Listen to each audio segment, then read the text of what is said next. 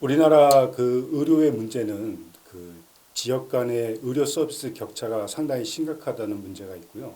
또 필수 의료 또는 응급 의료 부분에 공백이 발생했다는 큰 문제를 안고 있습니다.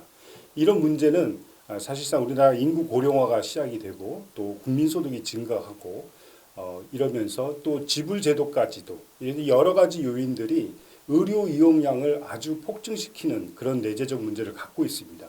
그러니까 지금 지역 간의 의료 문제라든가 의료 공백의 문제가 더욱더 심각해질 거라는 불을보듯 뻔한 사실이죠. 이런 차원에서 우리가 해결할 수 있는 부분은 의대 증원의 문제를 우리가 생각할 수 있고요. 의사 수가 늘어나면 이 문제를 커버할 수가 있고요. 또 한 가지는 이런 의료적 대란에 대응할 수 있도록 공공의료가 뒷받침되어 줘야 합니다. 그래서 이 두 가지를 의대 증원과 공공의료의 확대라는 부분이 우리는 꼭 필요했던 것이죠. 그래서 2020년도에 문재인 정부 때도 의대 증원과 공공의료 확대를 같이 주장을 했었죠.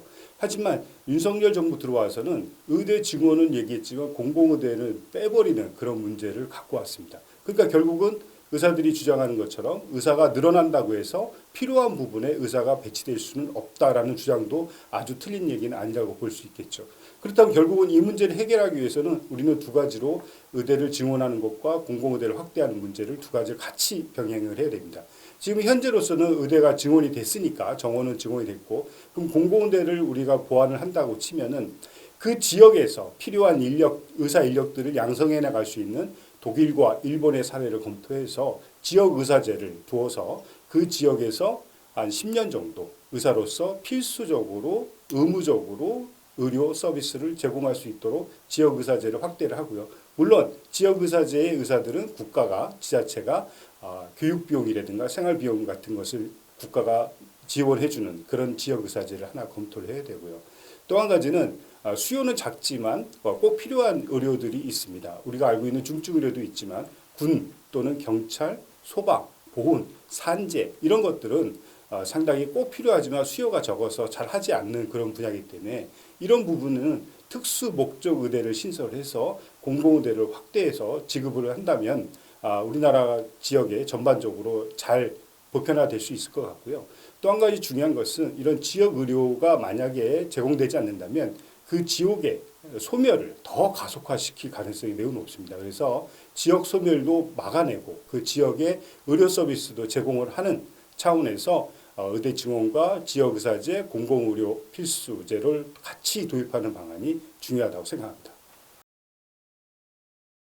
먼저 의료에 대해서 우리가 생각해야 될 부분이 있습니다. 의료는 굉장히 위험성을 갖고 있는 의료 행위입니다. 그래서 의사가 치료 행위를 한다는 것은 그 환자에게 위험한 결과를 가져올 수 있는 위험성을 갖고 있습니다. 그렇기 때문에 정부는 이거는 일반인이 하지 못하고 특수한 교육을 받은 의사 면허를 가진 사람만이 의료 행위를 할 수 있도록 무면허 의료 행위를 금지하고 있습니다. 그런데 또 한 가지는 진료 거부의 금지 의무도 두고 있습니다. 그러니까 의사들은 환자를 치료해야 될 상황이 발생하면 거부할 수 없고 이것을 치료를 해야 되는 상황이 발생하는 것이죠. 그러니까 의사 입장에서는 위험한 행위를 본인이 원하지 않더라도 해야 되는 의무를 갖고 있습니다. 제가 볼 때는 이러한 상황은 의료의 공공성을 충분히 인정할 수 있는 상황이라고 생각이 듭니다. 의료는 분명히 사적 영역은 아니라는 것이죠. 이것이 어떤 의미를 갖고 있냐면 첫 번째는 민사상의 손해배상 문제를 먼저 살펴보겠습니다. 민사상의 손해배상을 볼 때 의사들은 자신이 책임이 있는 부분에 대해서는 당연히 배상을 해야 되고 또 환자가 책임이 있는 부분은 환자가 책임을 져야 되지만 의료사고는 의사도 책임이 없고 환자도 책임이 없는 그 중간적인 영역, 우리는 그걸 그레이존이라고 합니다. 이 그레이존이 발생했을 때는 과연 누가 책임을 져야 될 거냐는 문제이시죠. 하지만 지금 의료사고의 분쟁 문제는 이런 그레이존에 대해서 의사가 책임이 있느냐 환자가 책임이 있느냐를 계속 다투고 있는 상황입니다. 그러니까 어찌 보면 답을 내기 어려운 부분에 대해서 상당히 소모적인 논쟁이 펴고 있다는 것이죠. 저는 이 부분에 대해서 국가가 공공성을 갖고 있는 의료에 대해서 배상해주는 책임 제도를 둔다면 더 원활하게 배상 문제와 의료의 문제가 풀릴 수 있다고 봅니다. 그것을 의료사고 국가 책임제 정도 이런 정도 이름을 붙여서 도입을 한다면 서로 간에 더 합리적으로 해결해 나갈 수 있는 방법이 있다고 봅니다. 두 번째는 형사 책임에 대한 문제입니다. 정부는 지금 현재 의료 인력을 증원을 하면서 의료 사고에 대해서 의사들이 기피하는 부분에 형사 책임을 면제해 주겠다 이런 약속을 하고 있습니다. 물론 조건은 보험이나 공제, 가입을 하게 됨으로써 그 가입 여부를 따져서 사고가 발생했을 때 책임을 면해주겠다는 그런 주장이죠. 의료사고 형사처벌특례법을 두는 것 중에 큰 문제점은 뭐냐면 정부는 1977년도에 만들어진 자동차 손해배상 보장법에다가 그 위에 교통사고 처리 특례법을 같이 묶어가지고 형사처벌을 면제해 주는 거죠. 그러니까 우리가 어떤 자동차 보험에 종합보험에 가입을 했다. 그러면 한 10대 중과실인 경우를 제외하고는 형사 책임을 묻지 않습니다. 이 방안을 벤치마킹해서 의료사고에도 보험에 가입되어 있다면 형사 책임을 묻지 않겠다라는 그 방법을 도입한 것인데요. 근데 한 가지 큰 맹점이 있습니다. 어떤 맹점이냐면 교통사고 처리 특례법은 그 형사 처벌을 면제해 주는 대신에 입증 책임을 전환을 했습니다. 그러니까 피해자가 내가 피해받은 것을 주장하는 것이 아니라 가해자인 운전자가 피해를 입을 때 자기가 과실이 없다는 걸 증명하지 않는다면 이 사람 운전자가 책임을 진다는 것이죠. 그래서 교통사고 처리 특례법을 도입을 해서 형사 책임을 면제해 준 겁니다. 그렇다면 의료사고 처리 특례법도 이거와 똑같이 입증 책임을 전환해서 도입을 해와야 되는데 이 입증 책임 전환 문제는 빼버린 겁니다. 빼버리고 의사의 형사 책임을 면제를 해주겠다고 하니까 문제가 발생한 것이죠. 또 이것처럼 의사에게 형사처벌을 면제해주는 어느 나라의 입법례도 존재하지 않고 있습니다. 의료사고의 발생에 대한 문제가 여러 가지가 발생할 수 있는데 이 문제를 원만하게 해결하지 않는다면 또 다른 문제를 야기할 수 있게 돼서 의사의 형사처벌 면제는 바람직하지 않고 입증 책임을 전환을 해야 되며 민사상에 있어도 공적배상기구 책임제로 전환해 줄 것을 요청드립니다. 지금 우리나라 건강보험 제도는 2000년에 13조에서 지금 100조에 이르고 있습니다. 연 9.9% 정도가 증가하는 굉장히 빠른 속도로 증가를 하고 있는 것이죠. 건강보험 재정이 연 100조라면 굉장히 큰 재정입니다. 이 재정이 그런데 행위별 수가 제도를 이렇게 보면 상대한 점수에 단가를 곱해주게 되어 있고요. 여기에 횟수가 더 증가가 되면 보험료가 더 올라가는 그런 구조로 되어 있습니다. 그러니까 이 공급자적인 측면에서는 이 수익을 증대하기 위해서는 수가를 올리거나 이 횟수를 늘려야 되는데 수가는 법적으로 규정되어 있으니까 올리기가 어렵습니다. 그러니까 당연히 이 횟수를 증가시키게 되는 거죠. 이 횟수를 통제하지 못한다면은 건강보험 재정은 굉장히 빠른 속도로 올라갈 가능성이 높습니다. 그렇기 때문에 이 의사들은 이 횟수를 높이기 위한 방법들을 아마 많은 고민을 하게 될 텐데요. 그 중에 하나가 혼합형 진료입니다. 그러니까 급여만 했을 경우보다는 비급여를 거기다가 끼워서 한다 그러면 급여로 인해서 비급여가 소요가 되든 비급여로 인해서 급여가 소요가 되든 두 가지가 상승 효과를 일으켜서 의료 수요를 증가시키게 될 거고 그러면 의료 행위가 더 많이 발생을 해서 수가가 증가하게 되는 구조로 되어 있다는 것이죠. 하지만 이거를 우리나라가 얼마 정도까지 감당해낼 수 있을까? 저는 상당히 의문이고요. 지금도 굉장히 큰 재정적 부담을 지고 있다는 것이죠.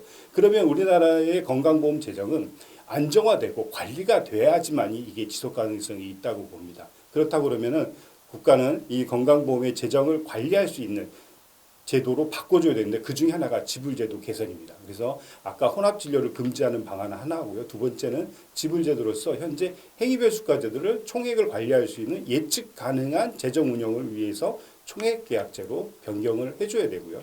또 한 가지는 건강보험 재정을 책임성 있게 관리해주는 기구가 필요한데 현재 건강보험공단이 이 재정을 관리하고 있지만 재정을 관리할 수 있는 어떤 제도적인 장치가 마련되어 있지 않습니다. 오히려 심사평가원에서는 상대가치 점수라든가 약가 상한제라든가 아니면 급여조사권이라든가 이런 걸 갖고 있는데도 불구하고 심평원은 재정으로부터는 책임이 자유로운 부분에 있습니다. 그래서 결국은 건보의 재정을 책임감 있게 관리하기 위해서는 심평원과 건강보험공단을 통합을 해서 이 재정 관리의 책임성을 있게 관리를 한다고 해야 우리나라 건강보험 재정이 지속 가능할 수 있다고 봅니다. 네. 건강보험 재정이 100조에 이르고 있습니다. 우리나라가 꼭 필요한 필수적인 의료 서비스에 대해서 재정 관리가 필요한데요. 이를 위해서 국민들이 내는 돈이 약 85.1%에 이르고 있습니다. 그러니까 국민들이 이 건강보험 재정의 거의 대부분을 담당하고 있다고 보여지는 거죠. 하지만 국민들이 이 건강보험 정책에 과연 참여를 하고 있느냐? 그건 퀘스천입니다. 지금 건강보험 재정의 거버넌스를 움직이고 정책을 관리하고 있는 사람들은 대부분 공급자 중심으로 되어 있기 때문에 많은 돈을 재정의 절대적인 부분을 감당하고 있는 가입자들이 여기에 참여를 하고 있지 못하고 있습니다. 지금 많은 정책들이 그거에 대한 소비자나 이해관계자들이 당연히 참석하고 거기에 대해서 영향력을 발휘함에도 불구하고 건강보험 재정과 운영에는 국민들이 많이 배제되어 있는 그런 측면이 있습니다. 그래서 건강보험 재정의 거버넌스, 운영의 거버넌스를 위해서는 가입자들이 직접적으로 참여해서 그 의견을 표출할 수 있는 제도가 열려야 된다고 생각합니다. 우리나라의 건강보험은 그 지역 가입자와 직장 가입자 두 가지로 나눠져 있습니다. 직장 가입자는 본인의 소득에 대해서만 보험료를 지불하면 되고요. 지역 가입자는 소득 외에 재산과 자동차, 과거에는 성연령도 있었습니다. 이런 복잡한 수단을 복합을 해서 지역 가입자의 보험료를 측정하게 되어 있었던 거죠. 근데 지역 가입자가 왜 이렇게 직장 가입자에 비해서 복잡하게 돼 있었냐면 직장 가입자는 소득이 명확하기 때문에 소득에 대해서 보험료를 매기면 됩니다. 하지만 지역 가입자는 그렇지 못했습니다. 왜냐하면 소득 파악률이 높지 못했으니까요. 그 제도적인 부분도 있었고 물리적으로도 지역 가입자의 소득을 파악하는 건 쉽지가 않았습니다. 그러니까 약간의 추정적인 방법을 통해서 지역 가입자의 소득을 파악했었던 것이죠. 그러니까 저분이 어느 정도 버는지 또는 집이 어느 정도 자동차가 있는지 이런 것들을 통해서 아마 어느 정도 소득을 벌 거야 라고 생각해서 추정치로 보험료를 책정했던 것이죠. 근데 이 세월이 지나면서 또 정보통신 기술, 과학기술이 발전하면서 소득 파악률이 많이 높아졌습니다. 그러니까 지역가입자의 경우에는 과거보다 소득 파악률이 높아지면서 여러 가지로 집값이 뛰어도 보험료가 올라가고 재산이 올라가도 올라가고 이런 여러 가지 요인들로 인해서 지역 가입자가 직장 가입자에 비해서 상대적으로 굉장히 좀 많은 그 보험료를 부담하고 있는 경향을 보이고 있습니다. 또 한 가지는 보통 직장을 다니다가 은퇴를 하거나 퇴직을 하게 되면 수입이 없어지거나 줄어들게 됩니다. 하지만 이분이 지역 가입자로 넘어오면서 집에 대한 부분, 자동차에 대한 부분, 이것들이 다 보험료로 포함되어 있으니까 소득은 줄어드는데 보험료는 더 오르게 되는 굉장히 불합리한 상황이 발생하게 되는 것이죠. 그래서 이 사회보험의 원리로 다시 돌아가야 됩니다. 사회보험의 원리는 부담 능력에 따른 보험료 부과입니다. 내가 가진 재산이 얼마든지 그거가 중요한 것이 아니라 내가 낼 수 있는지 낼 수 없는지가 가장 중요한 요소가 되어야 되는 것이죠. 직장 가입자의 경우는 소득 중심으로 되어 있기 때문에 이것이 충실히 반영되어 있다 보여지고요. 하지만 지역 가입자의 경우는 재산, 자동차가 추가가 되기 때문에 이것은 부담 능력과 별도의 부분입니다. 그래서 지역 가입자도 형평성 있게 소득 또는 부담 능력에 따른 보험료 부과가 정당한 수단이라고 생각이 들고요. 앞으로는 보장성도 되게 중요하지만 보험료 부담도 굉장히 중요한 부분이 차지할 거라고 보여집니다. 그래서 이 지역 가입자의 보험료 부담의 형평성 문제는 우리가 심도 있게 다뤄줘야 된다고 생각합니다.